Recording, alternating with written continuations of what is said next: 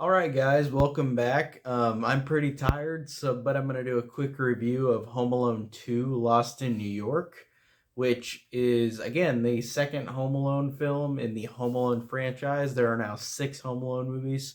I just reviewed Home Sweet Home Alone, which is the sixth movie, and I reviewed the first movie. And I have seen the first three Home Alone movies dozens and dozens of times. I've seen them so many times as a child, and I really love them. And I loved rewatching the first Home Alone. I thought it was really fantastic, one of the best Christmas movies ever. And I immediately was like, Home Alone 2, I got to watch. So, of course, I watched the second one in this four pack.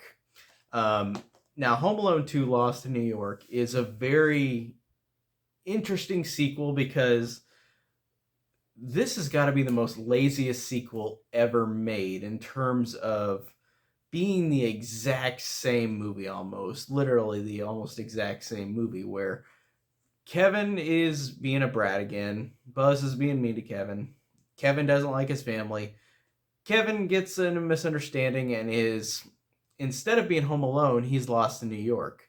And his mom's trying to come back and find him. The family's trying to come back and find him. While he befriends an older person who looks scary at first, who is not the bird lady. And then the wet bandits, of course, are after him again. In this case, they're called the sticky bandits now.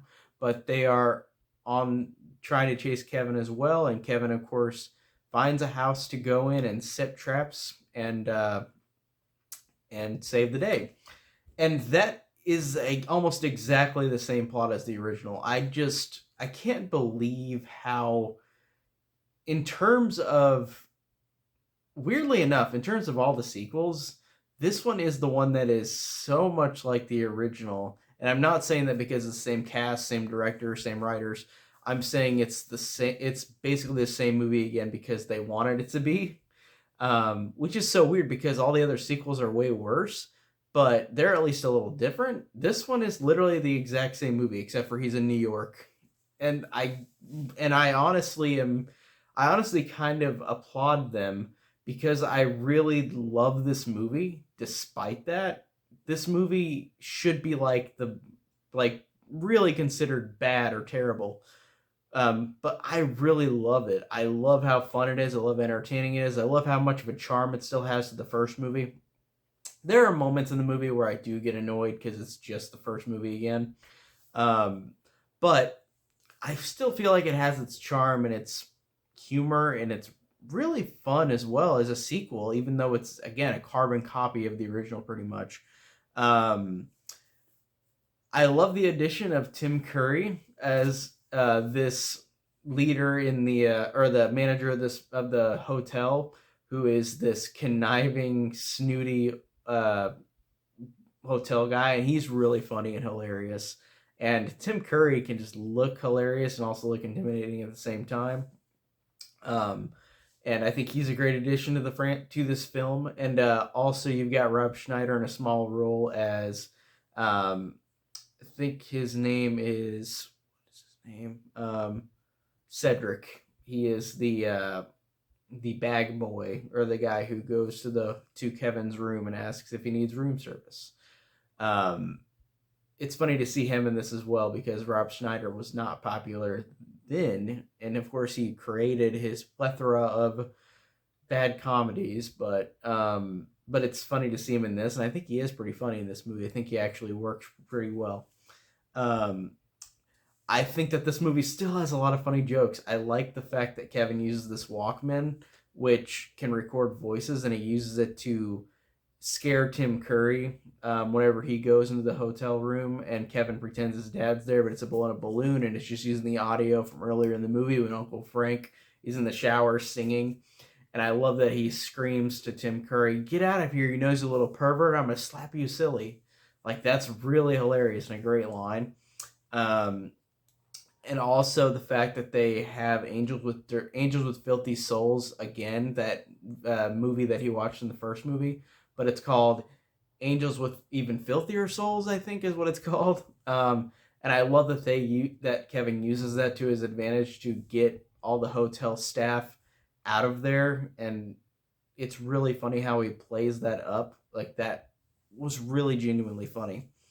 Um, I like too that even though it's a kids movie, I liked how dark New York felt. Like, it felt scary for a kid, and of course for anybody, it's scary, especially now. Like no matter what, it gets worse. But New York in 1992 was probably still pretty scary and intimidating, especially from the point of view of a kid. And I liked what they did with that as well, because this kid isn't just at home where he knows his environment. He is in New York. He has nowhere to go. Like, that, I think, is cool about the sequel, because, like I said, even though it just is a carbon copy of the original, basically, I do appreciate the fact that it is like showing this kid has to find other means to survive. Um, and I just think that that works really well. Um, it annoys me in the movie, like I said, that it's just basically the first movie again. But like I said, it just has so much charm and likability to it that I don't care. And honestly, like, even though this one is, by definition, the first movie again, I like this way more than any of the other sequels. I really like this one a lot. And like I said, I grew up with the first three Home Alone movies, so of course I'm going to praise them. But this one, like I said, even though it's just the laziest sequel ever, it's so fun and so entertaining. Um, and I enjoy it. I really do have fun with it, even though, like I said, I have qualms with it because it's just the same movie again. And I feel like whenever they have scenes that are redone, like with the bird lady, I'm like, I don't think that that worked as well as with Robert's Blossom, Old Man Marley in the first one.